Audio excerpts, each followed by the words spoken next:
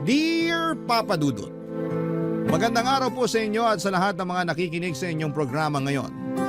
Ako po si Wineth, taga Dinalupihan, Bataan.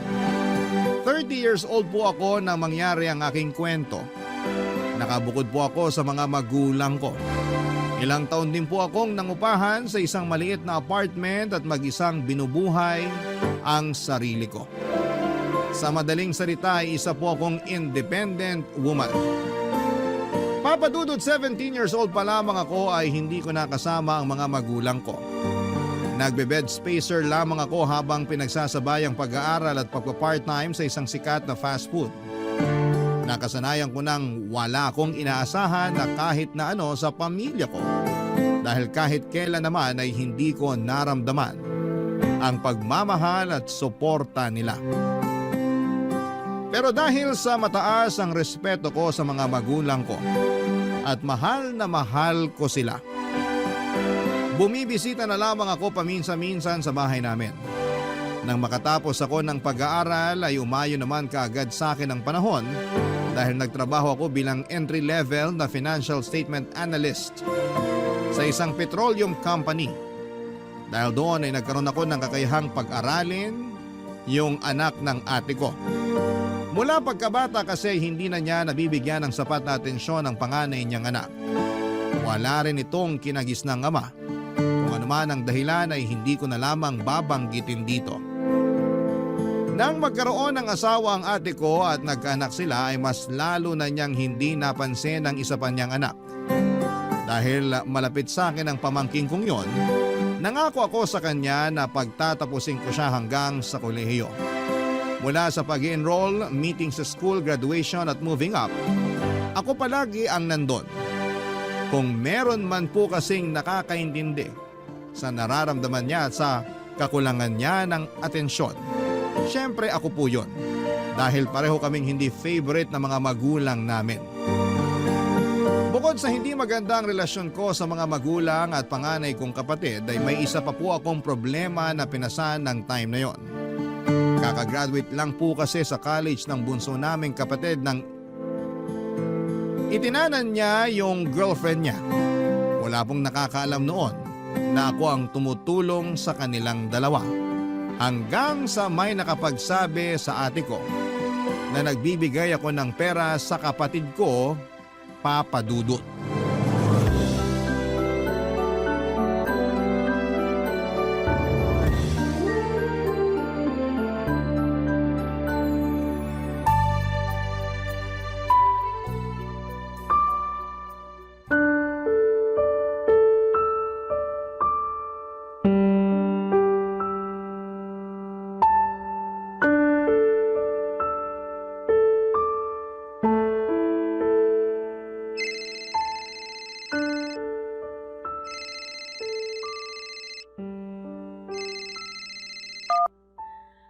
Oo ate, napatawag ka. Siguro naman alam mo na kung ba't ako tumawag sa'yo. Ano na naman ba to ate? Kauwi ko lang galing trabaho. Eh ano ngayon kung kauuwi mo lang? Bakit hindi mo sinabi sa amin kung nasan yung magaling nating kapatid, ha?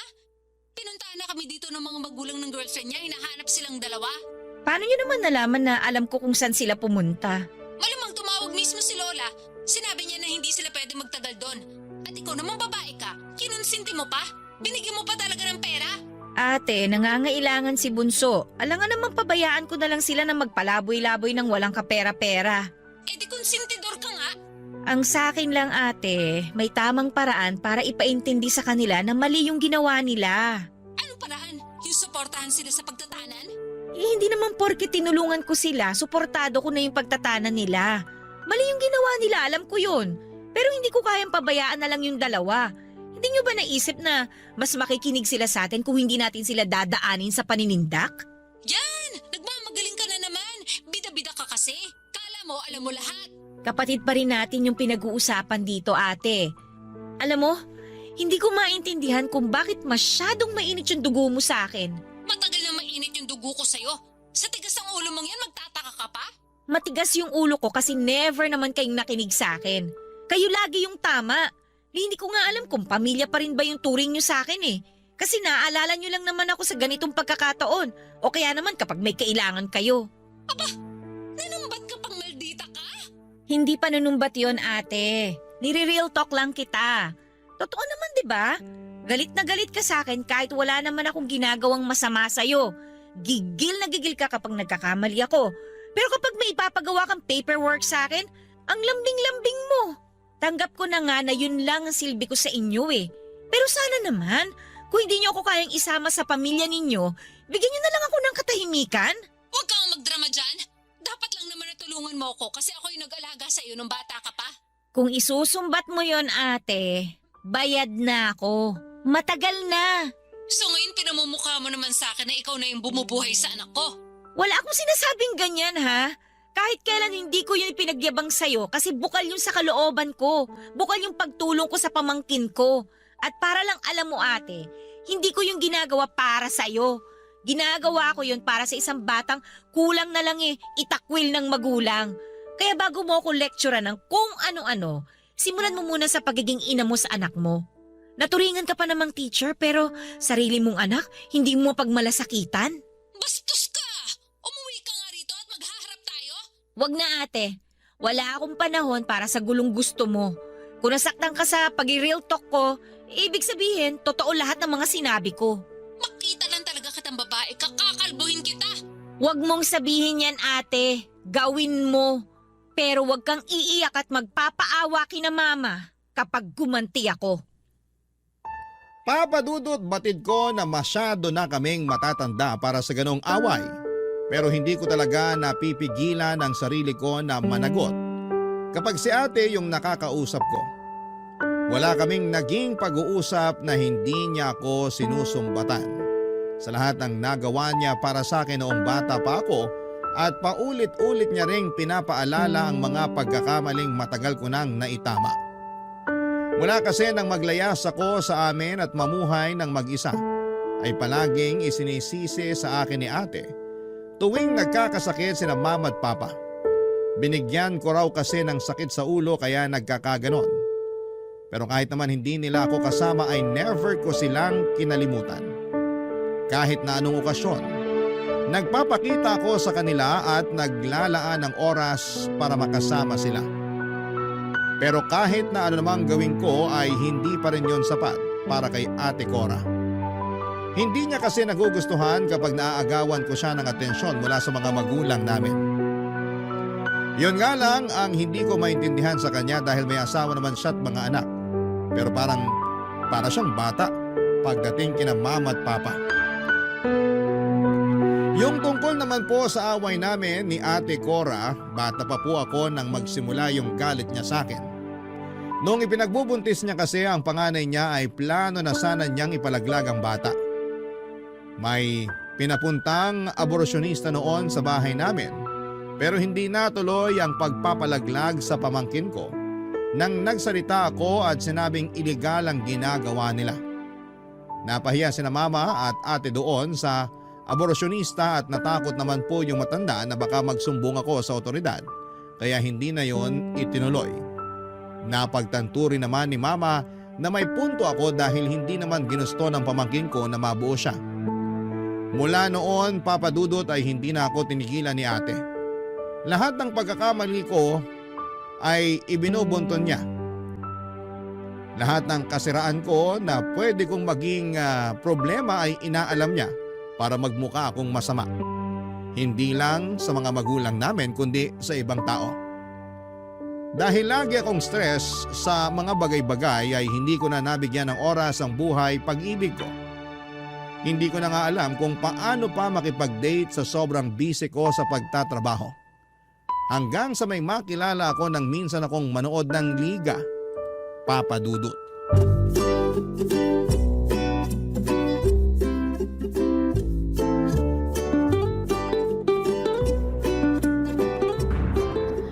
Ala, nasaan na ba yung best friend ko na yun? Umuwi na yata ah. Hi, may hinahanap ka? Yung kaibigan ko, nagpaalam lang kasi magsi-CR pero hindi pa bumabalik. Pero out of order kasi yung CR dito sa sports complex. Baka lumabas na yon kaya natagalan. Baka nga, tatawagan ko na lang mamaya kapag hindi pa siya nakabalik. Kung gusto mo, samahan muna kita rito habang naghihintay sa kanya. Ha? Ay naku, wag na. Katatapos lang ng game nyo, di ba? Dapat nakikipag-celebrate ka dun sa mga kasama mo. Susunod na lang ako sa kanila mamaya. Pwede naman ako magstay dito kahit ilang minuto lang. Ikaw bahala, mapilit ka eh. Hindi ko kasi kayang sayangin tong chance na makausap yung kaisa-isang babaeng nakakuha ng atensyon ko sa dami ng tao rito. Bolero, iba na lang ang pormahan mo. Hindi ako pumapatol sa Playboy. Grabe naman to. Porket malakas lang yung loob, playboy na agad? Pamilyar kasi sa akin yung mga ganyang style mo eh. Bulok? Doon ka na nga. Pabalik na rin yung kaibigan ko. Bahala ka. Mabaho hininga mo kapag wala kang kausap dito. Kung bumaho man o mag-amoy bulok yung hininga ko, wala ka ng pakialam doon, no? Di ka pa siguro nagkaka-boyfriend, no? Grabing sungit mo eh. Ano naman kung hindi pa? Seryoso ba yan? Pakialam mo ba? Lumayo-layo ka nga. Nakakairita ka na eh. Sorry na. Gusto ko lang namang magpakilala sa'yo. Ako nga pala si Irvin. Pero pwede mo naman akong tawaging mahal o kaya baby para mas masarap pakinggan. Well, Mr. Pampam, hindi ako interesadong makilala ka. Kapag nakabalik na yung kaibigan ko, uuwi na ako at hindi na kita makikita ulit. Kung ganon, ayaw mo makipagkilala sa akin kasi posibleng hindi na tayo magkita paglabas natin dito? Ano? Hoy! Mali ka ng pagkakaintindi, no?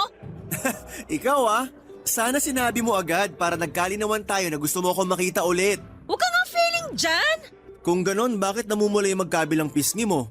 Kilig ba yan o... Nahihiya ako kasi pinagtitinginan na tayo. Hindi naman sa pagyayabang pero marami na kasi akong fans dito. Marami nang nagkaka-crush sa akin. Kaya napapatingin talaga sila kapag dumadaan ako.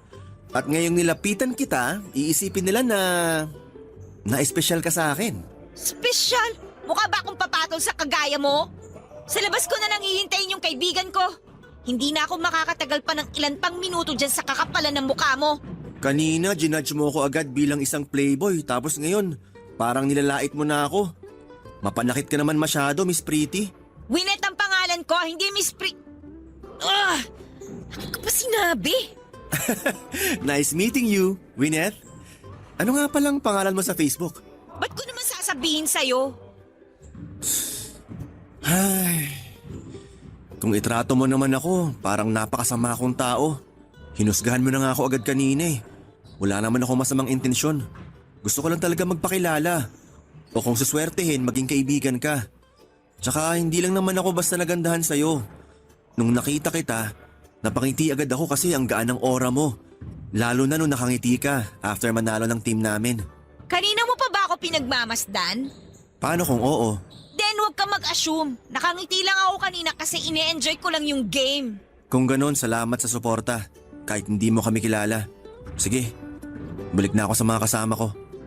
Teka sandali. Bakit? Sige, eto na.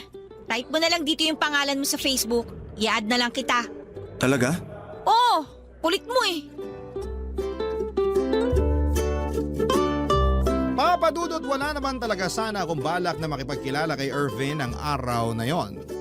Pero noong hindi na siya nangulit at nakita ko kung paano siya nagseryoso, feeling ko ay may something na nagtulak sa akin na mas kilalanin ko pa siya. Well, hindi naman masama kasi after ko siyang i-add sa Facebook ay madalas na kaming magka-chat at magka-video call. Hanggang sa ayain na niya akong lumabas, papadudot. Doon ko nalaman na graduate pala siya ng architecture at passer na rin siya ng licensure exam. Pero hindi muna siya nagtrabaho. Gusto niya raw kasing mag-enjoy muna ng walang iniisip na stress sa buhay bago magseryoso sa career niya. Naintindihan ko naman ang punto niya dahil nakwento niya na tutok talaga siya sa pag-aaral noon. Nagtapos ba naman with Latin Honors? Nung tinanong ko siya kung saan siya kumukuha ng panggastos, nabanggit niya na galing yon sa paglalaro at mga racket na hindi na niya sinasabi kung ano. Basta ang alam ko noon ay base sa mga kwento niya, may kaya naman ang mga magulang niya, kaya siya nakapagtapos ng pag-aaral sa pribadong university. Pero nilinaw niya sa akin na hindi na siya humihingi ng pera sa mga magulang niya nang time na yon, papadudot. Aaminin ko na medyo na turn off ako sa pagiging jobless nitong si Irvin. Pero mukhang masaya naman siya sa pagbabasketball kaya binura ko na yung mga negatibong pumasok sa isipan ko. Isa pa ay hindi pa naman kami para magbigay ako ng opinyon tungkol sa magiging future niya, Papa Dudut. Ang kaso habang tumatagal, lumalalim na rin ang nararamdaman ko para kay Ervin, Papa Dudut. Barangay Love Stories. Barangay Love Stories. Papa Dudut, dahil ilang beses na kaming nag-date, mas nakilala ko pa noon si Ervin. Malambing siya at maasikaso at sobrang attentive niya tuwing magkasama kami. Kahit yung simpleng pagbubukas lamang ng tumbler, paghila ng upuan, pag-alalay sa akin tuwing tumatayo ako ay na-appreciate ko lahat ng yon. At ang pinaka nagustuhan ko sa lahat ay yung sense of humor niya. Palagi niya ako napapatawa at napapangiti kahit na minsan ay sobrang stress ako sa trabaho. Hindi nagtagal ay naging kami na rin ni Ervin, Papa Dudut. Hindi ko na inisip na wala pa siyang trabaho at wala pa siyang malinaw na plano para sa future niya. Kahit malabo pa ang lahat ay sumugal ako. Aaminin ko na nabulag ako ng pagmamahal ko sa kanya. Siguro nalunod lang din ako noon sa atensyon at pagmamalasakit na ipinaparamdam niya. Kasi yon pa lang ang unang beses na naranasan ko na may isang tao na ganon ka-concern sa akin. Isa pa sa mga nagustuhan ko sa kanya ay marunong siyang mag-set ng boundaries. Kapag oras ko nakasama ang mga kaibigan ko ay hindi siya nakikigulo at hindi nagde-demand ng oras. Ganon din kapag umuwi ako sa mga magulang ko. After 4 months ay nagulat na lamang ako noong magpaalam siya sa akin kung pwedeng magsama na kami sa apartment ko. Tinanong ko siya kung bakit, pero ang sagot niya lang ay gusto niyang mas madalas pa kaming magkasama, kaya naman pinagbigyan ko siya. Wala naman ako naging problema dahil marunong siyang maglinis, magluto, as in lahat ng hindi ko na nagagawa sa pagiging busy ko ay siya na ang sumalo. Kaya naman hindi ko na rin inisip noon na hindi na siya nagbibigay ng share sa renta at sa mga bills namin, Papa Dudut.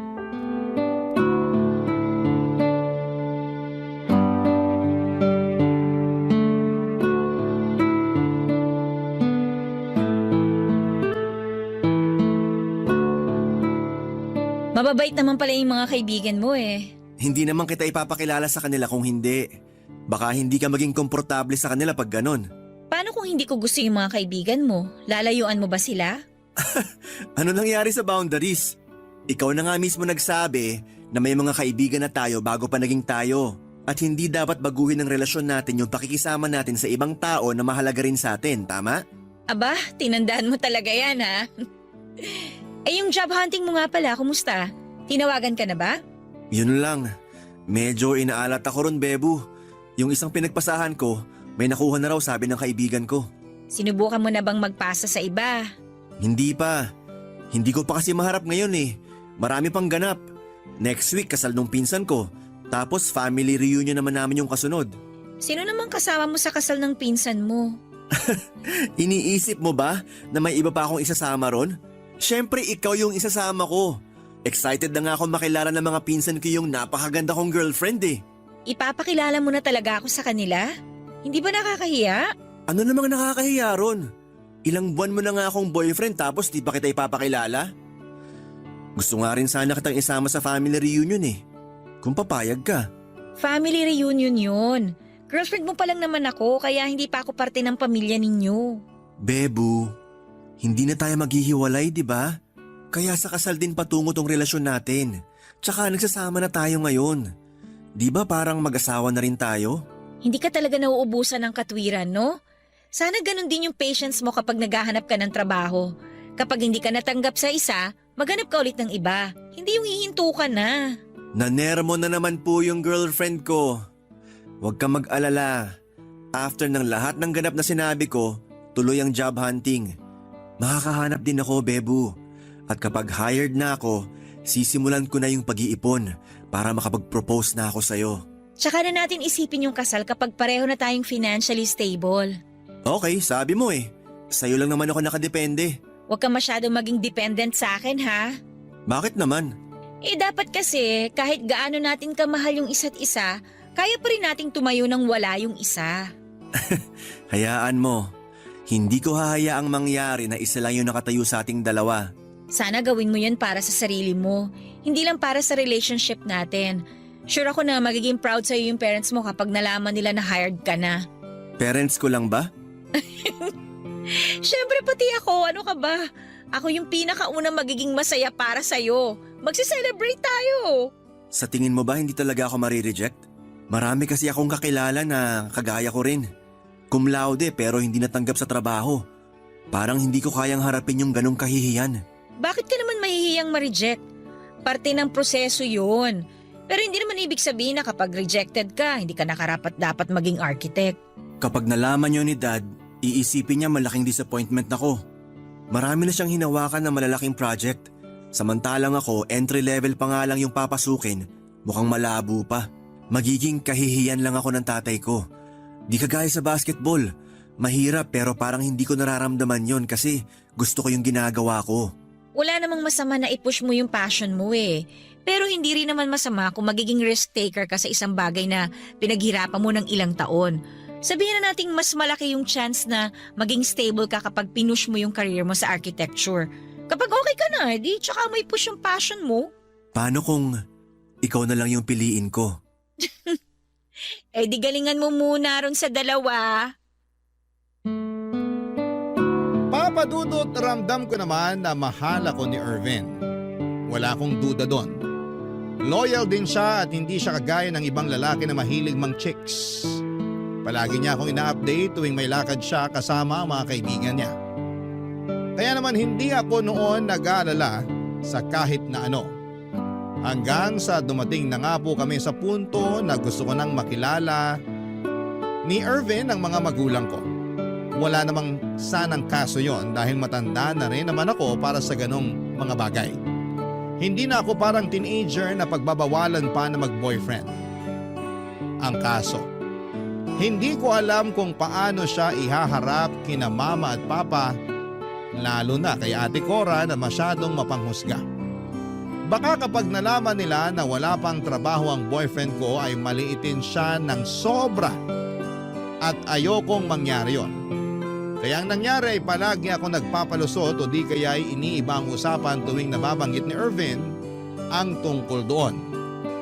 Itinago ko muna sa pamilya ko ang pakikipagrelasyon ko kay Irvin. Pero oras na malaman nila ng maaga ang tungkol doon, ay ipapakilala ko rin naman siya kaagad.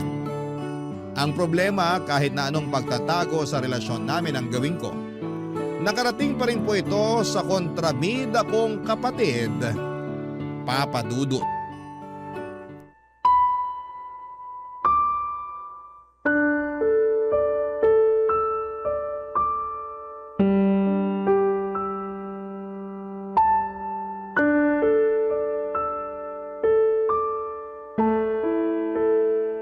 Buti naman naisipan mo pang sagutin yung tawag ko. Kanina pa ako tawag ng tawag pero hindi mo sinasagot.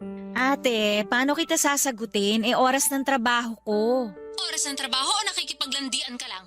Ate, please lang. Huwag mo akong simulan. O bakit? Totoo naman sinasabi ko ah. Hindi ka na nakakaisip na umuwi kasi masaya ka nang nakikipag-live-in dun sa boyfriend mong basketball player. Paano mo naman nalaman yung tungkol sa boyfriend ko? May nakapagsabi sa akin. Nakita raw kayo magkasama. May source naman pala. May sinasabi ka? Wala. Ang sabi ko, sino ba yung source mo? Kasi ang lawak naman yata ng nasasagap niya. Hindi na importante kung sino.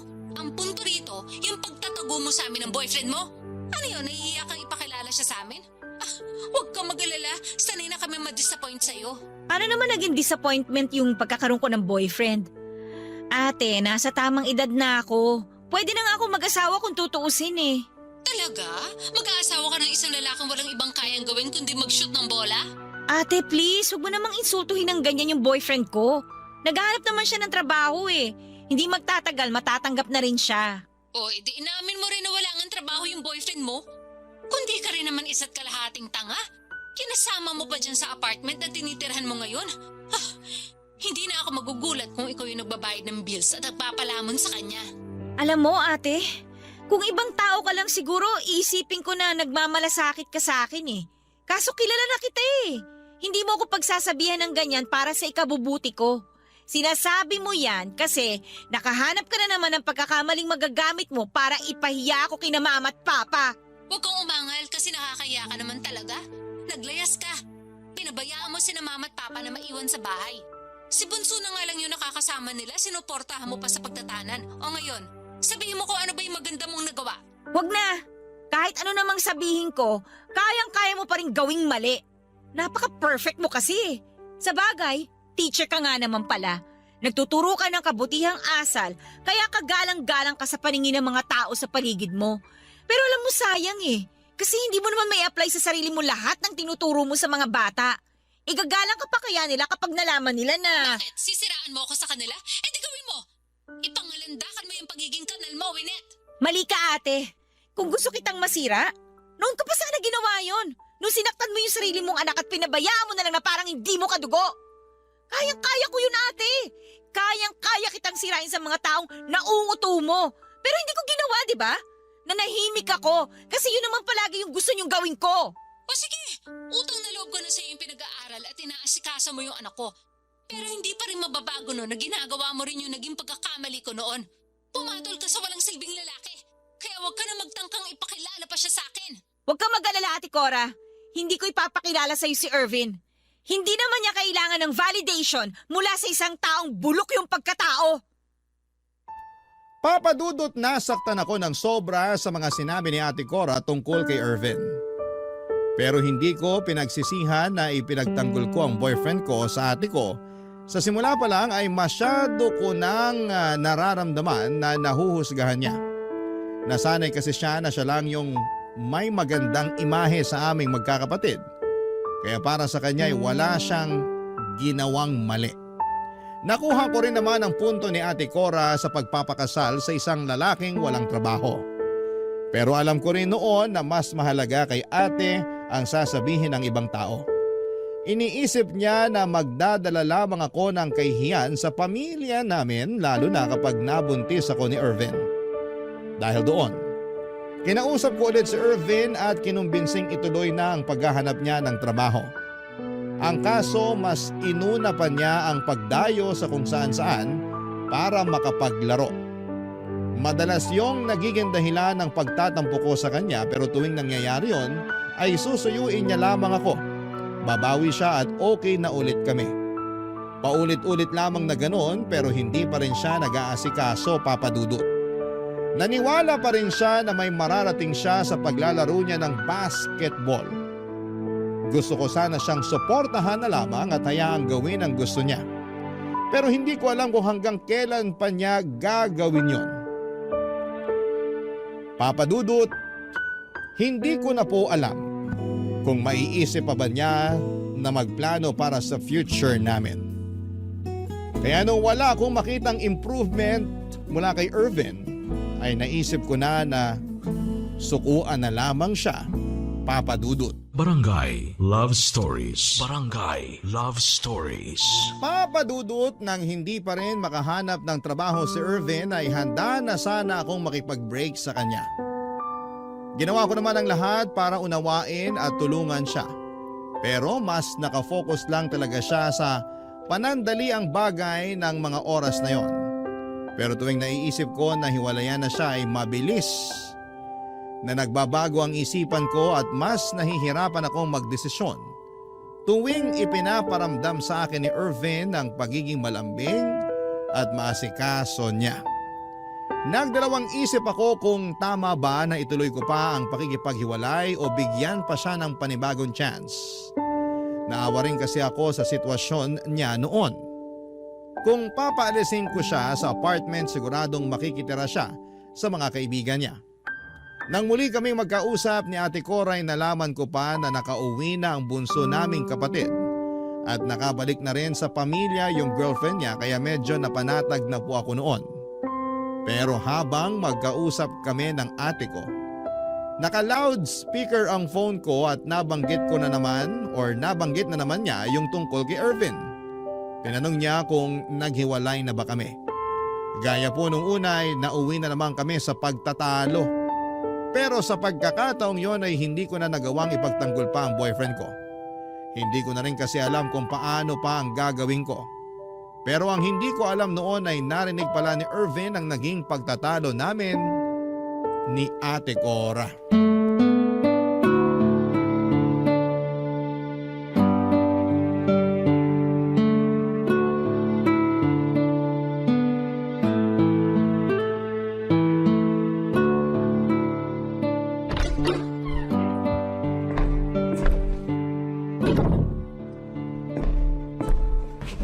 Kanina ka pa ba dyan? Hindi naman. Kapapasok ko lang. Hindi mo lang napansin kasi kausap mo yung ate mo. Saan ka ba galing kanina? Sa court lang, Bebu. Inaya kasi ako maglaro. Lagi ka namang inaaya maglaro. Sorry. Ako na lang magluluto ng dinner natin. Pero lalabas lang ako sandali. May bibilhin lang ako. May papasabay ka ba? Wala. Okay. Mukhang masyado kang na-stress sa trabaho. Kung gusto mo, imamassage kita mamaya. Wag na. Sige, next time na lang.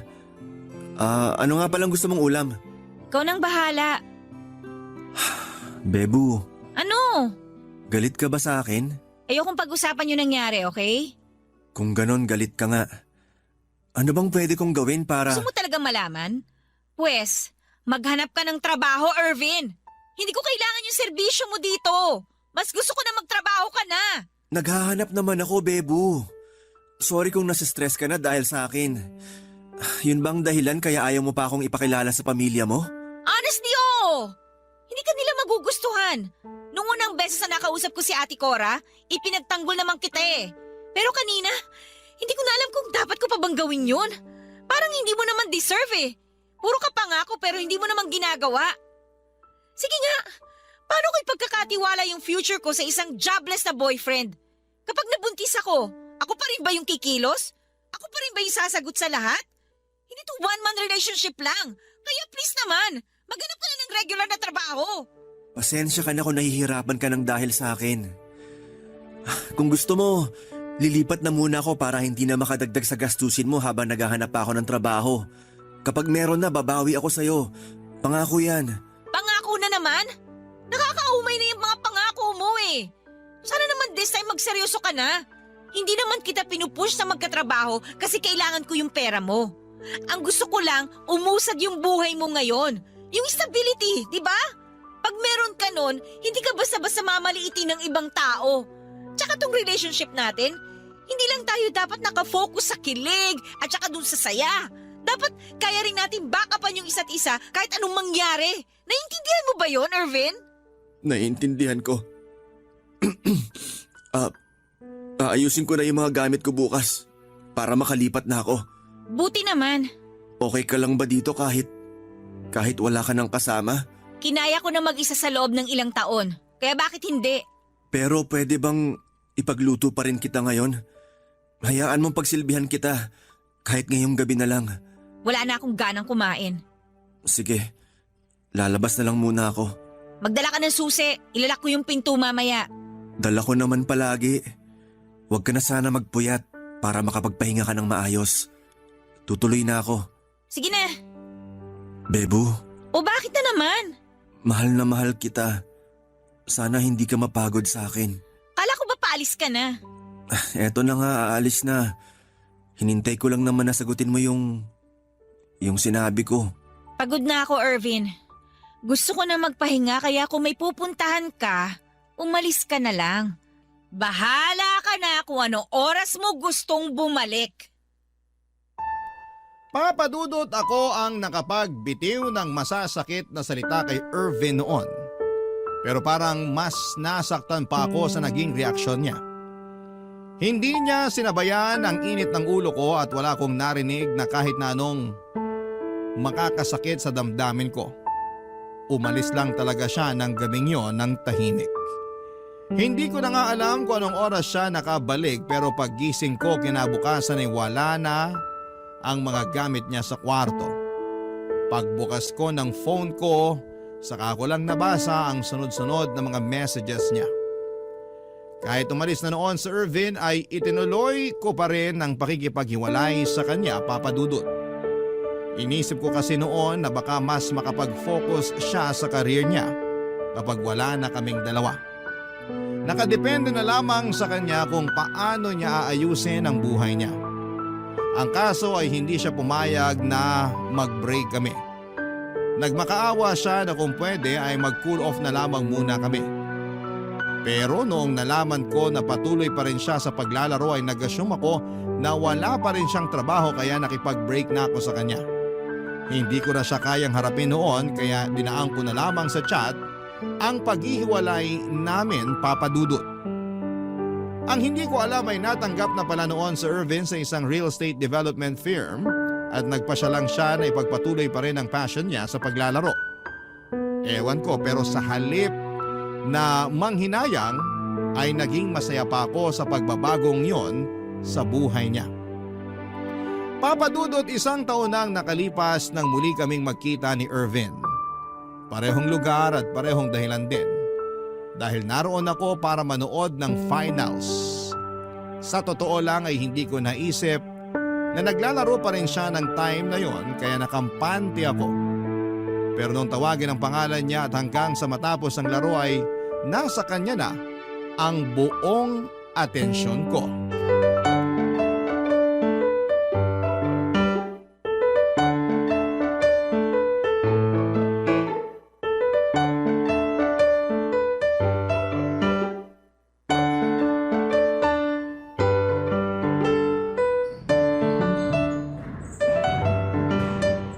Kakainis. Iniwan na naman ako ng kasama ko. Bebu!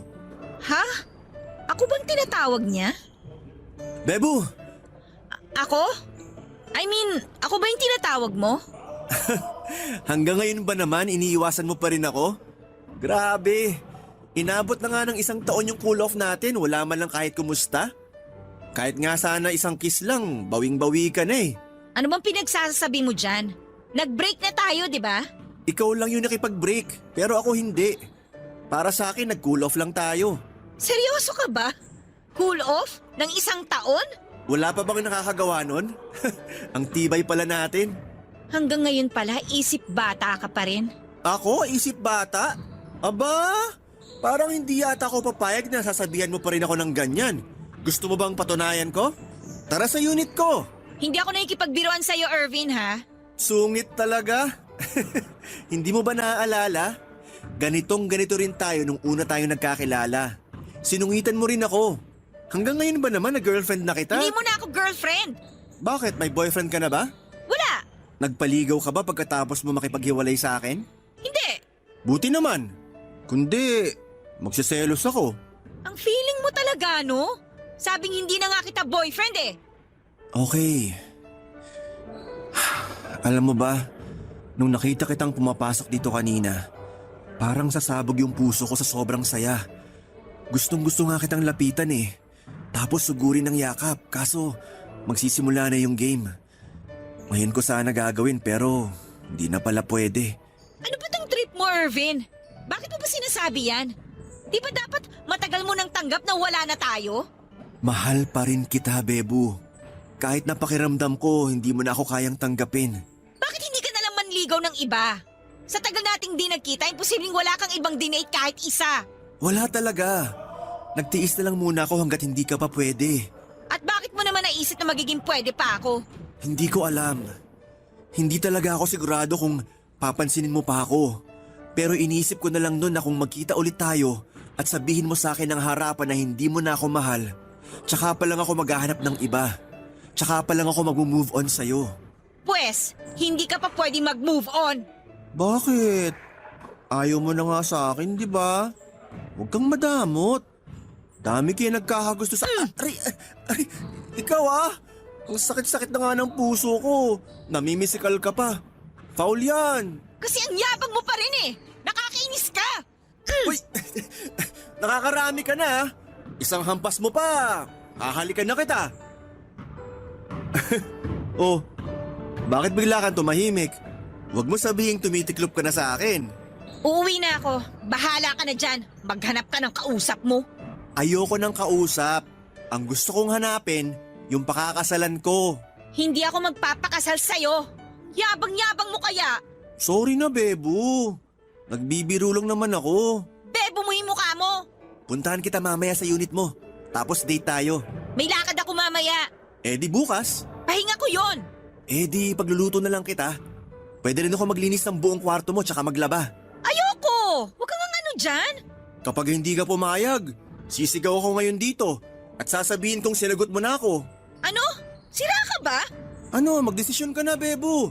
Meron ka na lang 10 seconds. Subukan mo. 10, 9. Oo na, sige na. Pumunta ka mamaya. Sige, dapat pagdating ko, nakahubad ka na. Aray, grabe ka talaga. Hanggang ngayon alala mo pa rin mangurot. Parang bumaon yung kuko mo sa tagiliran ko. Ang sakit. Gusto mo dagdagan ko pa yan eh. Papadudot nung araw ding yon ay nagkabalikan na kami ni Irvin. Sa kulit ba naman ng lalaking yon, kahit yata 1,000 beses ko siyang tanggihan, ay hindi pa rin niya ako titigilan. Naniwala naman ako na seryoso na siya noong nag-propose na siya sa akin. Ipinakilala ko na siya sa pamilya ko pero sina mama, papa, bunsong kapatid at yung pamangking ko lang ang humarap kay Irvin. Si Ate Cora naman hanggang sa oras na yon ay bitter pa rin sa akin. Hindi raw niya suportado ang plano kong mag-asawa na kaya ayaw niya kaming harapin. Personal namang hiningi ng boyfriend ko ang blessing ng mga magulang ko para sa pagpapakasal namin. Laking pasasalamat ko na lamang po noon na kahit na hindi kami masyadong okay ng mga magulang ay pinayagan naman nila kaming magpakasal. Sa ngayon, Papadudot, ay 2 taon na kaming kasal ni Irvin at may isa na kaming anak. Sobrang saya pala sa pakiramdam na finally ay meron ka ng karamay sa lahat ng bagay. Hindi lang naman kasi gastusin ang inaalala kapag may pamilya ka na. May mga problema pa rin na walang kinalaman sa pera. Pero kahit kailan, mula nung magpakasal kami, ay hindi ko naramdaman na mag-isa lamang ako. Iba yung security na naibibigay sa akin ni Irvin at ganon din naman ako sa kanya. Kaya hindi namin pinagsisisihan na pinili namin ang isa't isa. Tungkol naman po sa pamangking ko ay kaunting panahon na lamang ay makakatapos na siya sa kolehiyo. Sa amin na rin siya nakatira para mas magabayan ko siya ng mabuti. Hindi man ako ang tunay niyang ina, Papadudot, ay sinisigurado ko naman na hindi niya mararamdaman na may kulang sa kanya sa pagmamahal man o sa material na bagay. Hanggang dito na lamang po ang aking kwento, Papadudot. Maraming salamat po sa inyo. At pusong pasasalamat din po sa Barangay LS para sa pagkakataong makapagbahagi ako ng kwento sa inyong programa. Ang inyong kapuso at kabarangay, Punet. Dear Papadudot, magandang araw po sa inyo. Ako po si Ryan, 32 years old na sa ngayon. Taga-Albay po ako pero mula po noong mag-college ay sa Mandaluyong City na ako tumira. At ang dahilan ay ikakwento ko po sa inyo. Nag-iisang anak lamang po ako at lumaki ako sa Albay kasama ng tatay ko. Nagtanan lang din po sila noon ng nanay ko kaya malayo kami sa mga kamag-anak namin. Ang problema po ay 3 taon pa lamang ako ay iniwan na ako ni nanay sa kanya. Hindi namin alam kung saan ito pumunta. Basta ang alam ni tatay, iniwan kami nito dahil sa kahirapan. Pero kahit mag-isa na lamang na tumatayong magulang ay itinaguyod ni tatay ang pag-aaral ko. Papadudot, dahil 3 taon pa lamang ako nang iwan ni nanay ay halos hindi ko na po siya matandaan. Tanging pangalan niya lamang ang alam ko. Tuwing tinatanong ko naman si tatay kung nasaan siya ay palagi nitong iniiba ang usapan at paulit-ulit lang na sinasabing hindi na namin dapat iniisip yung taong nang iwan sa amin para sa makasariling dahilan. Kaya naman wala po talagang ideya noon ang pagkatao ko tungkol kay nanay. Kahit itsura niya ay hindi ko na rin po alam. Wala kahit isang letrato niya sa bahay namin, Papadudot. Pero kahit nangungulila ako sa isang ina ay ginawa naman ni tatay ang lahat para makaraos kami sa pang-araw-araw. Naging tendero po siya ng taho sa umaga at ice cream naman sa tanghali hanggang hapon. Sa gabi naman ay tumatambay siya sa may pasyanan para magtinda ng balut at chicharon. Sa kasamaang palad, papadudot ay pumanaw ang tatay ko habang siya ay natutulog. Cardiac arrest ang kinamatay niya. Nang mailibing po siya ay parang nawala na ako ng dahilan na manatili pa sa lugar na tinitirhan namin dahil wala naman po kami ni isang kamag-anak doon. Nang inaya ako ng kaibigan kong si JM na magtrabaho sa Maynila ay hindi na po ako nagdalawang isip pa. Bonus na lang po sa akin na nagkaroon pa ako ng pagkakataong makapag-aral sa tulong ng scholarship at ng aking part-time job. Halos hindi ko na nga po namalayan na ilang taon na palang lumipas mula nang umalis ako sa Albay. Pero hanggang sa pagkakataong yon ay hindi pa rin ako nakakapagdesisyon kung tama bang ituloy ko pa ang isa sa mga dahilan ng pagpunta ko roon, Papa Dudut.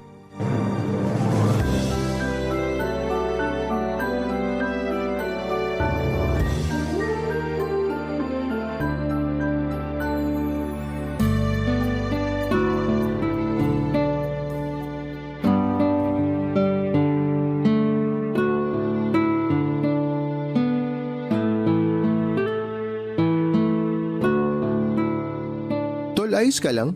Kanina ka pa nakatulala dyan ah. May iniisip lang, tol. Ilang taon na pala tayo rito, no? Oo, ilang taon na rin. Bakit? May naisip ka pa bang gawin? Ang totoo, may hindi ako sinabi nung sumama ako sa'yo papunta rito.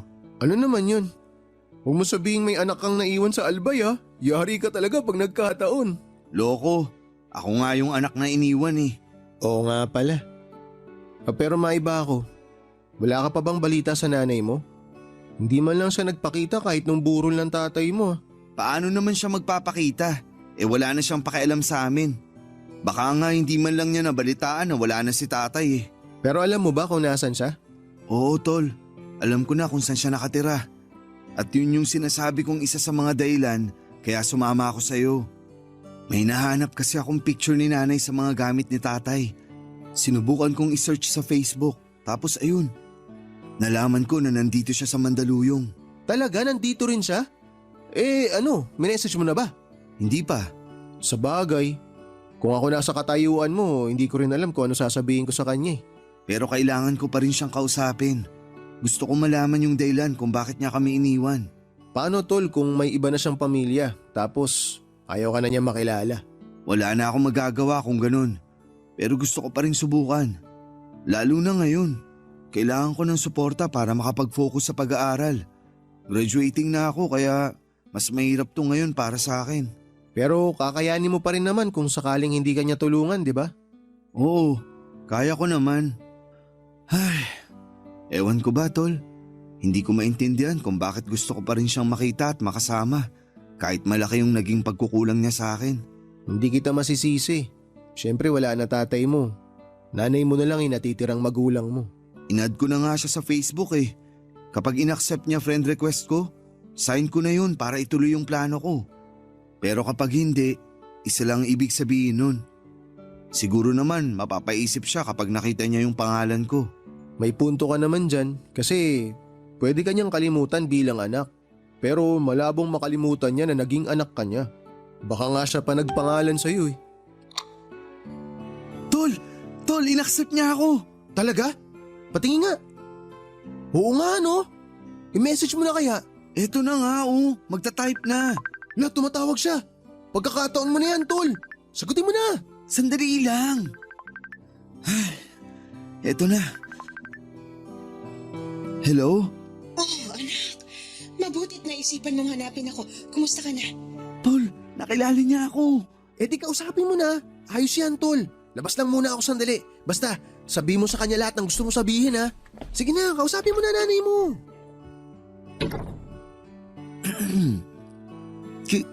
Kilala niyo po pala ako?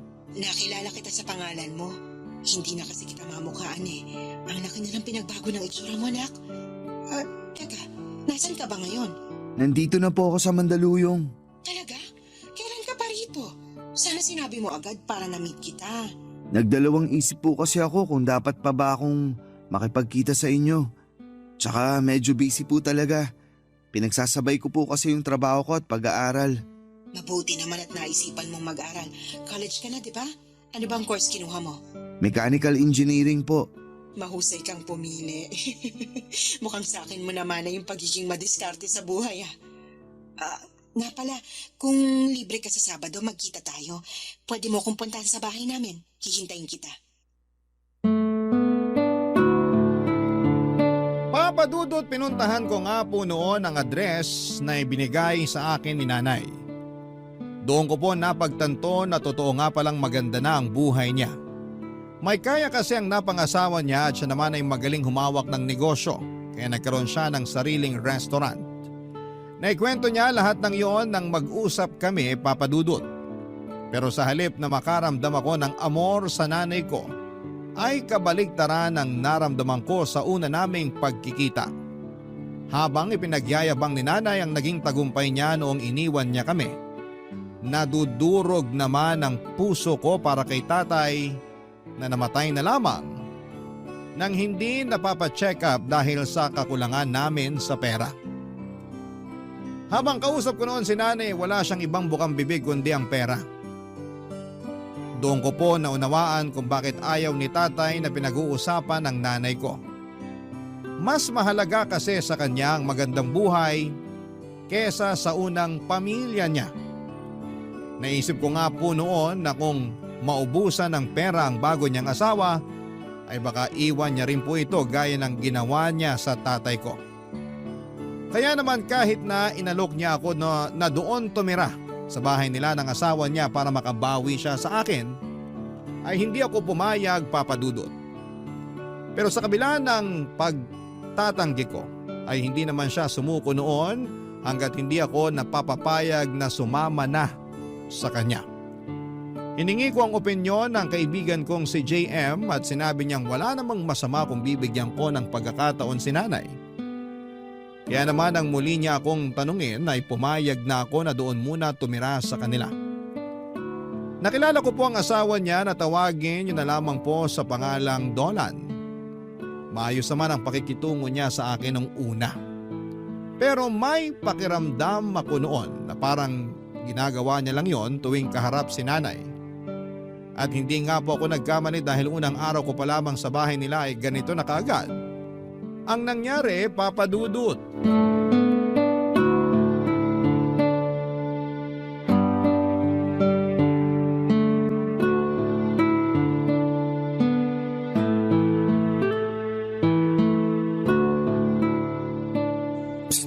Ryan, halika nga rito. Bakit po, Tito? Tito? Sir ang dapat mong itawag sa akin. Hindi naman kita kaano-ano. Nga pala, may papagawa ko sa'yo para naman hindi sayang yung oras mo dito sa bahay. Ano po ba yun? Linisin mo yung kotse ko. Dapat wala na akong makikita kahit konting dumi pag tinignan ko mamaya. Gagamitin ko yun bukas. Kompleto naman kami sa gamit. Oh, ingatan mo yung mga yun ha. Ayoko ng ignoranting nakakasira ng mga gamit dito. Hindi po ako ignorante, sir. Ano kasi tingin mo? Di ba't galing ka lang naman sa probinsya? Baka puro bundok at mga damo lang nakikita mo ron. Iba yung buhay rito. Marami na po ako naging trabaho. Total, hindi nyo naman po ako tinatanong, edi sasabihin ko na lang. Nagtrabaho po ako dati sa car wash, kaya hindi po ako ignorante gaya ng iniisip nyo. Aba, ayos ka pala eh. Mukhang marami kang kayang gawin. Sige, galingan mo mag-car wash. Malay mo, yun na rin maging trabaho mo habang buhay. Akala ko pa naman mabait kayo. Wala rin naman pala kayong pinagkaiba sa mga matapobreng may kaya dyan sa tabi-tabi. Nakaangat lang kayo ng konti, nang mamaliit na agad kayo ng iba. Hoy, ayos-ayusin mo yung pakikipag-usap mo sa akin ha. Baka nakakalimutan mo. Dito ka nakatira sa pamamahay ko.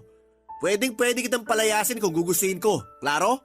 Kung meron man pong klaro sa akin, yung may karapatan din po ako manatili dito hanggat hindi ako pinapaalis ng nanay ko. Kasal po kayo, hindi ba? Conjugal property niyo po tong bahay. Kasi wala naman kayong pinirmang prenuptial agreement. Kaya kung gusto niyo akong palayasin dito, siguraduhin niyo rin pong gusto yun ng nanay ko. Napakayabang mo ah. Anong akala mo? Mas magaling ka pa sa akin? Kayo po may sabi niyan, hindi ako. Sira ulo ka! Baka gusto mo makatikim Kapag ng... sinaktan niyo po ako, pwede ko rin po kayong kasuhan. Kaya bago po kayo gumawa ng kahit ano, pag-isipan niyo po muna. Sige na po, sisimulan ko na yung paglilinis ng kotse niyo. May malamig na tubig po sa loob. Magpalamig muna kayo. Buisit kang bata ka? Hindi na po ako bata, sir. 23 na po ako. Hindi ka talaga nahuubusan ng sagot ano? Isa na lang at tatamaan ka na sa akin. Tatahimik lang po ako kapag hindi ko na kailangang depensahan yung sarili ko. Hindi naman po kasi ako pumayag sa alok ng nanay ko na tumira dito para maging alipin niyo eh. Gusto niyang bumawi sa akin at hindi kayo nakakatulong sa kanya kung ganyan niyo ako itatrato. Kayo rin po, baka iwalayin kayo ni nanay kapag... Maglinis ka na ng kotse ron. Dami mo pang satsat. Ano bang nangyayari sa inyong dalawa? Kaya aga-aga ang iinit ang ulo nyo. Mas mabuti kung yung asawa niyo na lang po tatanungin niyo, Nay. Pinaglilinis pa kasi ako ng kotse niya. Maiwan ko na po kayong dalawa. Anak, sandali. Hindi mo naman kailangan gawin yan. May tagalinis kami ng kotse rito. Mas mabuti na rin po na may ginagawa ako rito para natutumbasan ko yung pagtira ko dito sa bahay niyo. Ay, pasensya na po, Nay. Pero dediretsahin ko na po kayo. Ayokong dumating yung araw na susumbatan niyo ako sa mga naitulong niyo sa akin. Kaya hanggat may paraan para ibalik ko yun, gagawin ko po. Papa Dudut, hindi nagawang makapagsalita noon ng nanay ko matapos kong sabihin sa kanya ang saloobin ko sa pagtira sa bahay nila. Nakiusap naman siya na kung maaari pagpasensyahan ko na lamang muna ang asawa niya.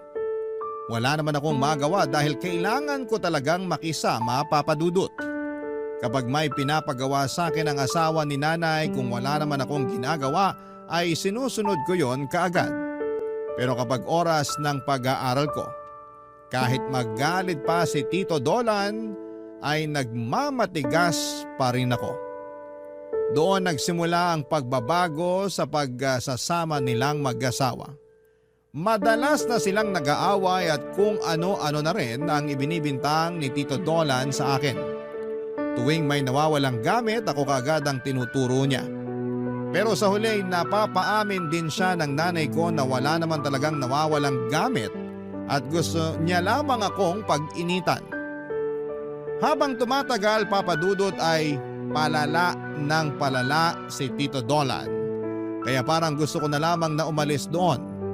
Pero dahil nakiusap sa akin si nanay ay sinubukan ko ulit na makisama ng maayos. Hanggang sa mayroong pagkakataon, Papa Dudut, na nag-ugat ng malaking gulo sa bahay. May half-brother ako at may anak naman si Tito Dolan na babae sa una nitong asawa. Sa madaling salita ay hindi po kami magkadugo. Itago niyo na lamang po siya sa pangalang Faith.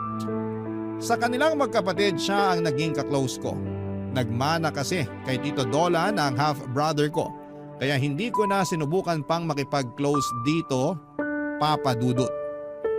Si Faith naman ay mabait at malambing. Matanda lang ako sa kanya ng 1 taon. Pero yung pagiging malapit namin sa isa't isa ay ginawa ni Tito Dolan ng issue na umabot na sa puntong kahit si nanay ay pinaniniwalaan na siya, Papa Dudut. Barangay Love Stories. Barangay Love Stories. Papa Dudut, may pagka-boyish po noon si Faith kaya marami siyang gustong matutunan. Nagpaturo siya sa akin kung paano mag-car wash, magkumpuni ng sasakyan, magpalit ng gulong at kung ano-ano pang mga gawaing panlalaki. Yun ang kinatuwa ko sa kanya, Papa Dudut.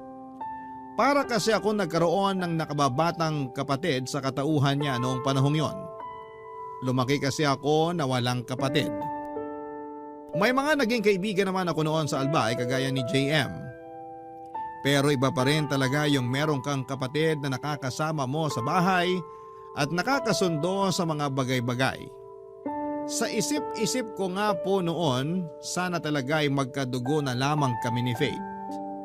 Ang problema, Papa Dudut, ay pinag-isipan naman kami ni Tito Dolan ng masama. Pinagbintangan niya ako na minomolestya si Faith tuwing magkasama kami sa kwarto ko. Kahit na ang totoo ay nagpapaturo lamang ito sa mga subject na alam nitong makakatulong ako. At habang tumatagal, kung ano-ano pa ang mga iniimbentong kwento ni Tito Dolan. Sinubukan naman akong ipagtanggol ni Faith at pinatunayan niya na wala akong ginagawang masama sa kanya. Pero gaya ng inaasahan ko ay hindi pa rin naniwala si Tito Dolan at ang mas masakit pa roon kahit ang nanay ko ay pinagdududahan na rin ako, Papa Dudut.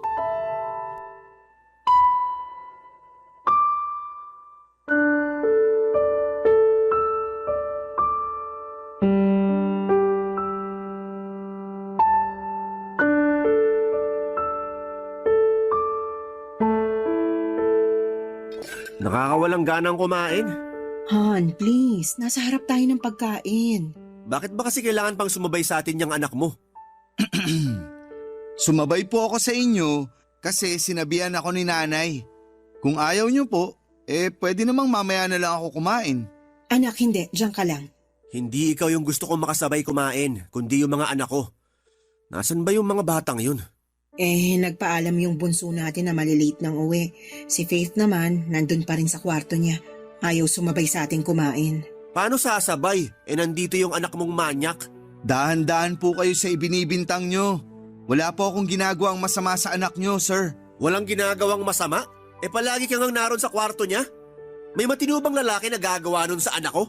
Hindi naman po problema yung pagpunta ko sa kwarto niya. Ang problema po yung marumi yung utak. Ryan, ano ba? Huwag mong pinagsasalitaan ng ganyan si Dolan. Nay, nagpapaturo lang si Faith sa akin. Kaya ako siya sinasamahan sa kwarto niya. Wala kaming ibang ginagawa dun. Hayaan niyo po, sa susunod, sa labas na kami para kitang-kita nyo. At kung hindi pa kayo mapalagay, maglagay kayo ng CCTV para meron kayong ebidensya. Yan kasi ang hirap sa mga kagaya mong naghihikahos sa buhay. Masyadong mapagsamantala. Mawalang galang na po Pero kahit lumaki ako sa hirap, marunong akong rumespeto ng tao. At alam ko po kung ano yung tama at mali. Kung mapagsamantala po ako, matagal ko na sanang hinanap si nanay para humingi ng pera. Ikaw, Nay, baka nakakalimutan nyo na po na kaya lang naman ako nandito kasi pinilit nyo akong dito na tumira. Kung ipinagmamalaki mo yung boarding house nyo, di bumalik ka na ron. Huwag mo nang ipagsiksikan yung sarili mo rito. Baka kapag hindi na ako nakapagtimpi sa'yo sa kulungan yung bagsak mo. Sa anong kaso po? May ebidensya po ba kayo kung sakali? Kayang-kaya kong gumawa ng ebidensya kung gugustuhin ko. Di lumabas din yung sakit yung mga mapepera. Akala nyo kaya nyo nang gawin lahat dahil sa perang meron kayo. Marami nga pong mabibili yung pera nyo. Pero yung respeto at dignidad, wala po yun sa listahan nyo. Anak, tama na. Nababastos mo na si Dolan. Ako po, Nay, hindi po ba ako nabastos sa mga binibintang niya sa akin? Sa pagtrato pa nga lang niya sa akin, mas matindi pa sa nabastos yung naranasan ko Insulto na po yun sa pagkatao ko. Tapos sasabihin nyo, tama na? Kayo po yung tama na. Aalis na po ako rito. Saan ka naman pupunta? Babalik ka dun sa malas squatter na tinitirhan nyo? Yung malas squatter na tirahang sinasabi nyo, mas malinis pa kaysa sa pagkatao nyo. Pasensya na po pero hindi ko na kayo kayang tagalan dito. Bagay nga kayo. Parehong-pareho kayo ng ugali. At hindi na rin ako magtataka kung bakit hindi na naghabol pa sa inyo si tatay. Kasi siya may dignidad. Kayo nabulag na ng pera. Pabayaan mo siya, Emilia. Hayaan mong patunayan niya yung kayabangan niya. Hindi naman nagtatagumpay yung mga taong ganyan mag-isip. Mas bagay po sa inyo yung sinasabi nyo. Kasi kahit mapuno pa ng pera tong bahay nyo, hindi pa rin kayo matatawag na successful. Para lang po yun sa mga taong may mabubuting puso.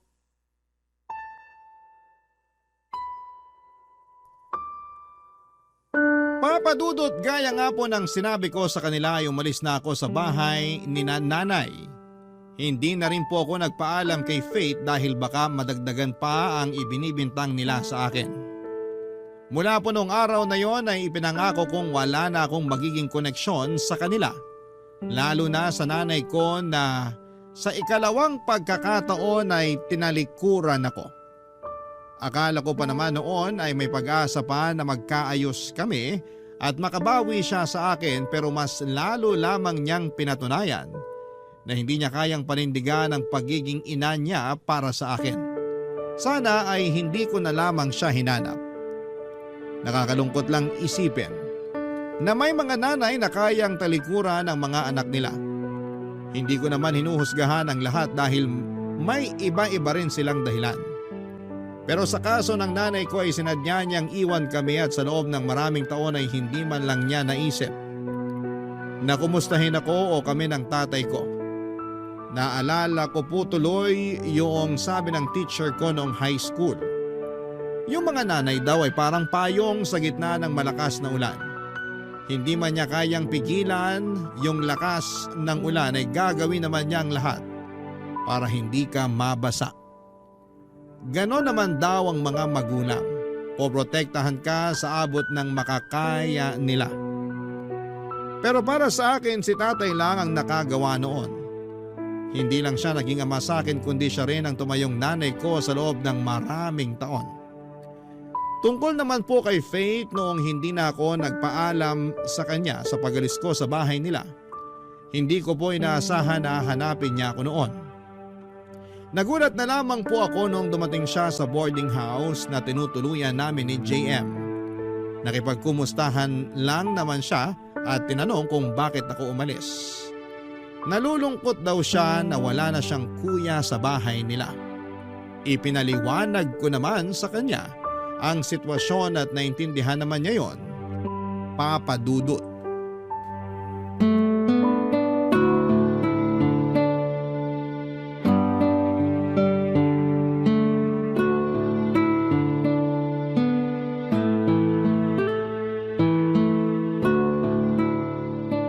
Grabe, tol. Kapatid mo talaga yun? Ganda ah. Baliw, hindi ko kapatid yun. Anak siya ni Tito Dolan sa una niyang asawa. Yung kapatid ko sa ina, hindi ko naman kasundo kasi manang-mana sa tatay niya. Kala yata pinatira ako sa bahay nila para gawing utusan. Hayaan mo na sila, tol. Mabuti nga umalis ka kaagad eh. Kung tumagal ka pa ron, baka mas lumala pa yung sitwasyon. Pero balik muna tayo kay Faith. Napakaputi. Ang kinis at ang ganda, tol. Kung ako sa'yo, ligawan mo na yun. Total, hindi naman kayo magkadugo eh. Kaya pwede. Uy, tigil-tigilan mo na nga yung kakapantasya kay Faith. Babae gusto nun. Talaga? Babae rin? Sayang naman. Magagamit pa naman sana kita para mapalapit sa kanya. Bakit? Sigurado ka bang magpapagamit ako para mapormahan mo si Faith? Baka nga ako pa yung unang tumutol sa inyo kung sakali. Alam mo, bad trip ka rin maging tropa eh, no? Wala ka man lang kasupo-suporta. Mahirap maging jowa yun. Mapanghusga yung tatay. Di ka uubra dun. Baka kapag umakyat ka ng ligaw, gawin ka lang utusan. Marami pang ibang babae dyan, yung hindi komplikadong ligawan. Aba, baka hindi mo pa nakikita kung paano dumiskarte tong macho dancer mong kaibigan. Isang giling ko lang kay Faith, tol. Baka hindi na siya umuwi sa kanila. Uy, di uubra kalaswaan mo ron. Baka bigla kang mapadasal kapag nag-share ng Bible verse yun sa'yo. Seryoso? Ganun siya karelihiyosa? Oo, kaya nga naiiba siya sa pamilya nila eh. Siya lang yung mabait. Grabe, ideal girl ko pa naman yung ganun. Kahit hindi mapera, basta ganun kaganda tsaka ganun kabait, laban. Pag pinagbigyan ako manligaw nun, wala nang date-date. Yayayain ko na agad ng kasal. Loko, wag ka nang umasa kay Faith. Maghanap ka na lang ng ibang liligawan. Yung nanay mo, kumusta naman kayo? Kala ko itatanong mo kung pwede yung nanay ko eh. Mas lalong hindi pwede yun. Saka hindi ko pa rin siya kinakausap. Nag-chat siya sa akin. Tumatawag din nung nakaraan pero hindi ko na pinapansin. Alam ko naman na ipapamukha niya lang sa akin na mali ako ng desisyon na umalis sa bahay nila. Hindi mo na ba talaga siya kayang kausapin? Malay mo, magsusorry lang pala. Si nanay, magsusorry?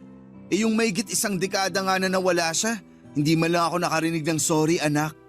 Sinabi niya lang na babawi siya, tapos hindi pa niya napanindigan. Anong klaseng pagbawi yun? Dinagdagan pa nga niya yung sama ng loob ko sa kanya eh. Ay, napakadrama ng buhay mo, tol. Alam mo kung ano maganda? I-shot natin yan mamaya. Hindi pwede, may klase ako bukas. Ito naman oh, minsan lang eh. Sa susunod na lang, tol. Hindi talaga pwede. Malapit na yung finals namin.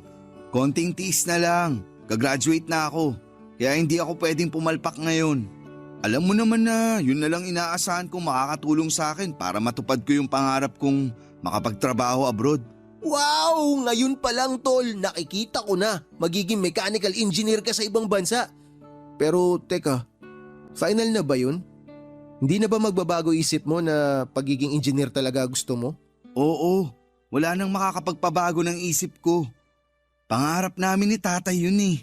Pero tol, sakali lang naman na hindi ka kagad makapagtrabaho. Pwede kita ipasok dun sa amin para maging dancer. Salamat na lang, tol. Papadudot na gawa ko pong pagsabayin ang pagtatrabaho at pag-aaral ko noon. Nagawa ko makapagtapos sa kolehiyo nang walang hinihingi kahit isang sentimo sa nanay ko.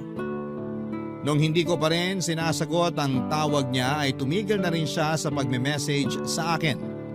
Sa isip-isip ko naman noon ay mas mabuti na rin na malayo kami ni nanay sa isa't isa para wala ng gulo. Gaya ng inaasahan ko ay hindi sumipot sa graduation ko si nanay. Sa bagay, hindi ko rin naman siya in-invite. Hindi ko rin naman sigurado kung alam niya na gagraduate na ako pero hindi na rin talaga ako umasa pa. Sigurado naman ako noon na hindi siya mag-aaksaya ng panahon para alamin kung ano ang mga nangyayari sa akin.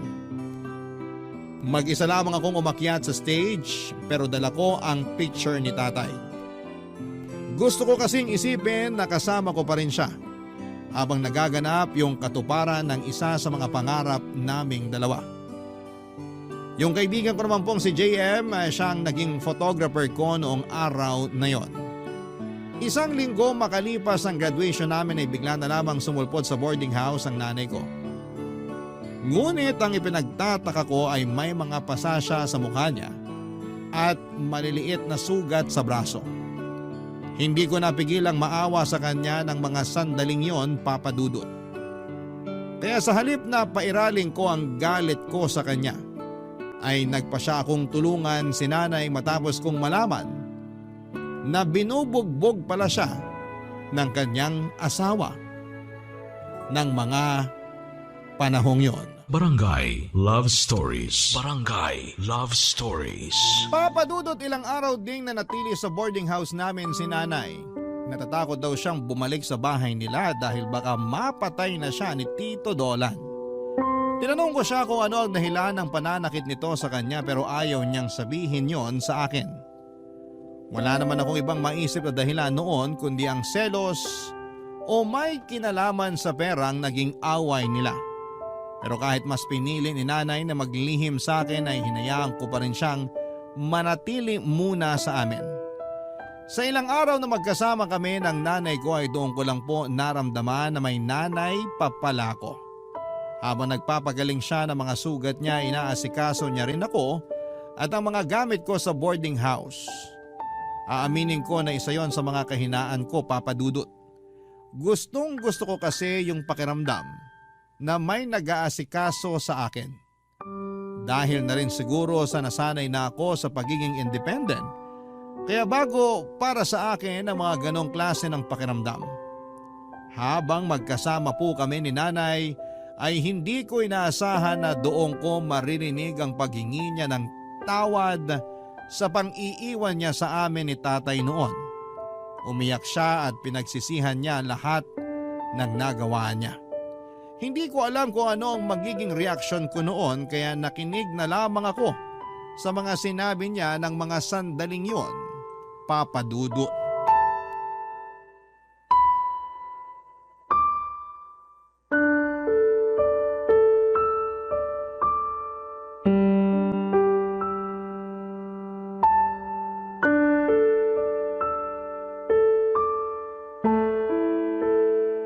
Nay, ilang araw na po kayo rito. Wala na po ba talaga kayong balak na bumalik dun sa asawa nyo? Wala na. Hindi na ako makikipagbalikan sa kanya. Paano naman po yung anak nyo sa kanya? Huwag niyong sabihing gagawin nyo rin sa kanya yung ginawa nyo sa akin. Hindi ko na alam kung anong gagawin ko, anak. Nay naman para namang hindi na kayo natuto niyan. Natatakot ako kay Dolan. Baka mas malala pa yung gawin niya sa akin kapag nag-away kami ulit. Bakit hindi nyo na lang po siya idemanda para hindi na maulit yung pananakit niya sa inyo? Hindi pwede, nak. Kawawa naman yung kapatid mo kapag nakulong yung tatay nila. Kaya ayos lang sa'yo nasaktan ka ng asawa mo? Nay naman, Baka hindi lang isang beses nangyari yan sa inyo. Hindi mo ko maiintindihan kahit sabihin ko sa iyo ang dahilan. E paano ko nga po kayo maiintindihan kung ayaw nyo namang sabihin? Nay, kung pera lang naman po yung dahilan, di ba may naipon na po kayo? Saka may sarili naman po kayong negosyo. Paano po yun kung magtatago ka lang dito? May namamahala naman doon kaya makakapag-operate sila kahit wala ako. Pero Nay, hindi po magpapatuloy yung buhay nyo kung magtatago lang kayo kay Tito Dolan. Kailangan nyo po siyang harapin. Nandyan na yata yung kaibigan mo, anak. Ha? Hindi naman siya kumakatok pag umuwi. May sarili siyang susi nitong kwarto. Eh sino yun? Titingnan ko po, baka landlady namin. O sige. Tito Dolan, Nasaan yung nanay mo? Nandito ba siya? wala po siya rito. Tsaka bakit naman siya pupunta dito hindi na nga kami nag-uusap. Huwag mo akong niloloko, bata. Alam ko nandito siya. Sinabi ko na nga pong wala. Ilalabas mo siya? O babasagin ko yung bungo mo? Kayang-kaya kitang patayin dito kung gugustuhin ko. Grave threat po yan. Baka gusto nyo ring humimas ng rehas. Ilabas mo si Emilia! Dolan! Lalabas ka rin pala eh. Halika rito. Umuwi na tayo. Ano ba? Huwag nyo hablutin yung braso ni nanay. Nakakasakit na kayo eh. Talagang masasaktan siya sa akin. Lalo na ngayon na dito pa siya pumunta sa'yo. Alam ko na sinaktan nyo si nanay kaya umalis siya sa bahay nyo. Tapos ngayon, ang lakas pa ng loob nyong kunin siya rito. Hindi nyo siya pwedeng isama. Hindi ikaw yung masusunod dito. Tumabi ka dyan! Sasama na ako! Anak, hayaan mo na akong sumama sa kanya. Sige na. Pero nay, sasaktan lang kayo ulit ng lalaking yan. Huwag nang matigas ang ulo mo! Sasama na ako sa asawa ko. Huwag ka na makialam, bata. Kami mag-asawa yung mag-uusap. Kaya kung ayaw mo masaktan, huwag mo nang pigilan yung nanay mo. Huwag kang umasa na magbabago pa yung isip niya ng dahil sa'yo. Hindi ka kasing importante gaya ng iniisip mo. Makinig ka na lang sa Tito Dolan mo. Huwag mo na akong pigilan. Mag-uusap din naman kaming dalawa eh. Yan kasi hirap sa inyo na eh. Kahit alam nyo ng mali, gagawin nyo pa rin. Alam mo ikaw, may atraso ka pa sa akin eh. Akala mo ba hindi ko malalaman na pinapunta mo rito si Faith? Talagang hindi ka makatiis, ano? Anak, anong sinasabi ng Tito Dolan mo? Si Faith yung kusang pumunta rito. Hindi ko nga alam kung paano niya nalaman yung address nitong boarding house. Pero kung iniisip nyo na may ginawa akong masama sa kanya, nagkakamali kayo. Kaya wag nyo nang gamitin sa akin yung anak nyo para magmukha na naman ako masama. Papa Dudut, hindi na nakipagtalo sa akin si Tito Dolan. Hindi na rin ako nakialam sa kanila gaya ng gusto nilang mangyari. Sino ba naman ako para pakinggan ang nanay ko? Ilang beses na niyang pinatunayan na mas mahalaga sa kanya yung bago niyang pamilya. Lalo na yung asawa niyang napaka-matapobre. Ang ipinagtataka ko lang po noon kahit na may pera naman si nanay, mas pinili niyang manatili sa boarding house namin. Pero matapos ang eksenang nangyari noong sunduin siya ni Tito Dolan, parang nakalimutan na niya yung naging bonding naming dalawa at kung gaano ko kagusto na makasama siya. Bago sila umalis noon ay ipinamukha sa akin ni Tito Dolan na walang mangyayari sa buhay ni nanay kung hindi dahil sa pera nito. Kaya naisip ko na kaya hindi magawang kumalas ni nanay sa lalaking yon ay dahil sa utang na loob at takot na bawiin ang lahat ng ibinigay nito sa kanya. Kahit paano naman ay naiintindihan ko ang nanay ko, Papa Dudut. Pero malaking pagkakamali ang desisyon niyang makipagbalikan pa sa asawa niyang kayang-kaya siyang saktan at manipulahin. Mula nang bumalik si nanay kay Tito Dolan ay nawala na kami ulit ng komunikasyon. Pero si Faith madalas siyang nagkukwento ng mga nangyayari sa bahay nila. Sa kanya ko nalaman na ako pala ang dahilan ng pananakit ni Tito Dolan sa nanay ko. Nang malaman daw kasi ni Tito na pumunta sa boarding house si Faith, susugurin sana ako nito para saktan at ipakulong. Pero nagaway sila ni nanay. Doon ko po nalaman na ipinagtanggol pala ako ng nanay ko. Dahil sa nalaman ko mula kay Faith ay sinubukan kong kontakin si nanay para makapag-usap kami. Naglakas loob po akong pumunta sa bahay nila at ganito po ang nangyari.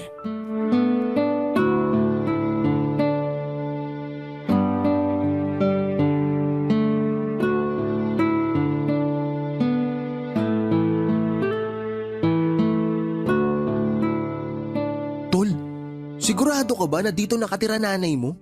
Oo, di ba nga? Galing na rin ako rito dati. Grabe! Ang ganda naman ng bahay nila. Ang lamig siguro sa loob niyan. Yung kwarto mo ba dati, may aircon? Meron, pero hindi ko ginagamit.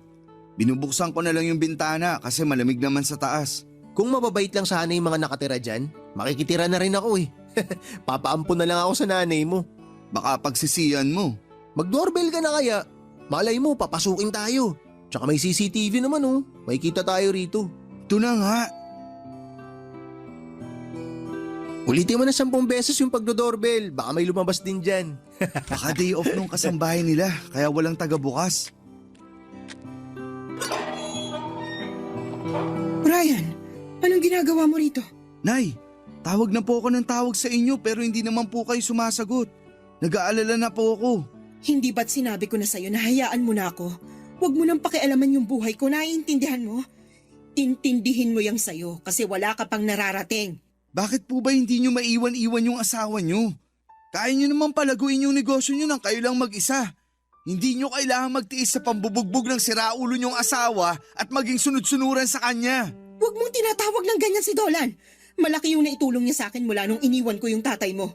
Kaya ayos lang sa inyo na magbayad kayo ng utang na loob hanggang sa mamatay kayo? Ganun ba? Hindi naman sana mangyayari sa akin yun kung hindi ka lang dumating sa buhay ko. Sinira mo yung magandang pagsasama namin eh. Talaga po ba, Nay? Kayo po yung nagpapasok sa akin sa buhay nyo. At kahit ilang beses nyo pa akong iwan at ipagtabuyan, hindi nyo na mabubura yung katotohanan ng anak nyo ako. Oo, anak kita. Pero ayos ka naman nang wala ako, hindi ba? Kaya umalis ka na. Kalimutan mo na lang na may nanay ka pa kasi hindi kita gustong maging anak. Mas lalong hindi ko po ginusto na maging nanay kayo. Kung may pagkakataon lang sana ako mamili, kahit paulit-ulit, hindi kita pipiliing maging nanay ko. Eh di umalis ka na. Hindi na kita anak kaya wag ka na ulit pupunta rito kundi ipapadampot na kita sa pulis. Tol, halika na. Umalis na tayo rito. Oo, aalis na tayo. At hindi na ako tatapak sa lugar na to. Masunog sana mga kaluluwa nilang mga mata pobre. Ay, grabe ang intense nun ah. Parang kailan lang ang sweet-sweet pa ng nanay mo. Ipinagluluto ka pa nga eh. Tapos ngayon, ibang-iba na siya. Huwag na natin siya pag-usapan, Tol. Mas marami pa akong pwedeng gawin nang hindi iniisip yung mga ganong klaseng tao. Tamang mindset yan, Tol. Sanay ka naman na sariling sikap eh. Doblehin mo lang yun. Malay mo, kapag naging successful ka, magsisi sila sa pamamaliit at pagtataboy nila sa'yo. Maraming taon din naman ako nabuhay nang wala si nanay sa tabi ko. Kaya mas kakayanin ko yun ngayon. Lalo na't mas malinaw na sa akin ngayon na hindi niya ako gustong maging anak. Pero Tol, paano kaya kung sinabi niya lang yun para mailayo ka sa gulo? Tapos, mahal ka pala talaga ng nanay mo. Imposible. Hindi pagmamahal yung ipinaramdam niya sa akin eh. Ay, mabuti pa, magpalamig na lang muna tayo. Tsaka kumain tayo ng marami bago umuwi. Para pagdating natin sa boarding house mamaya, iutot mo na lang yung sama ng loob mo sa mga nangyari ngayong araw. Bakit? Ililibre mo ba ako? Oo, syempre. Mag-aaya ba naman ako kung ikaw yung gagawin kong taya? Salamat, Tol ha. Sus, maliit na bagay. Ikaw pa. Kaya ang lakas-lakas mo sa akin. Pais nga ako, Tol. Suntok, gusto mo? Biro lang. Para kasing iiyak ka na eh. Huwag kayo iiyak. Papadudot kahit papaano ay gumaan ang dibdib ko ng mga oras na yon dahil sa kaibigan kong si JM. Hindi man siya yung kaibigang magaling magpayo ay lagi naman siyang naroon tuwing kailangan ko ng makakasama at makakausap. Tungkol naman po sa nanay ko ay wala na akong naging balita sa kanya mula nang itakwil niya ako bilang isang anak. Hindi na rin po ako nagaksaya ng oras na alamin pa yung mga bagay na may kinalaman sa kanya. Pinutol ko na rin po ang komunikasyon ko kay Faith para hindi na makadagdag pa ng panibagong gulo sa pamilya nila. Nag-focus po ako noon sa paghahanap ng trabaho at agad naman po akong natanggap sa inaplayan ko at ilang taon din ako roon bago ako nakapag-abroad. Sa ngayon, Papa Dudut, ay masasabi kong financially stable na ako at may kakayahan na rin bumuo ng sarili kong pamilya. Ang kaso ay ayoko madaliin yon para hindi ako mauwi sa mga maling desisyon sa buhay. Nang makauwi po ako dito sa Pilipinas ay pinagsimulan ko na rin ang sarili kong pinasimulan ko na rin po ang sarili kong bahay para hindi ko na kailangang mangupahan pa. Si JM nga po pala ay nasa Japan na sa ngayon. Factory worker siya roon at malaki na rin ang kanyang naiipon. Hindi na niya kailangang mag-macho dancer kapag naisipan niyang umuwi at mag-for good na rin dito sa Pilipinas.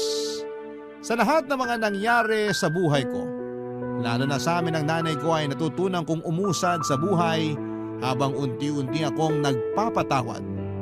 Habang tumatagal naman kasi ay humuhupa na rin yung galit ko kaya masasabi ko po na nakalaya na ako sa bigat na naranasan ko noon. Pero aaminin ko tuwing nakakakita ako ng payong ay naaalala ko pa rin ang nanay ko. Naisip ko yung pagprotekta niya sa akin kay Tito Dolan. Napagtanto ko na kahit papaano naman pala ay may nagawa rin siya para sa akin. Kaya naman may parte pa rin sa puso ko na umaasang darating din yung araw na magkikita kami ulit nang wala ng galit sa isa't isa. Hanggang dito na lamang po Papa Dudut at maraming salamat po sa inyong lahat na bumubuo ng Barangay LS na naghahatid po ng inspirasyon sa amin na inyong mga tagapakinig. More power sa inyong istasyon. Ang inyo pong forever kapuso at ka-barangay, Ryan.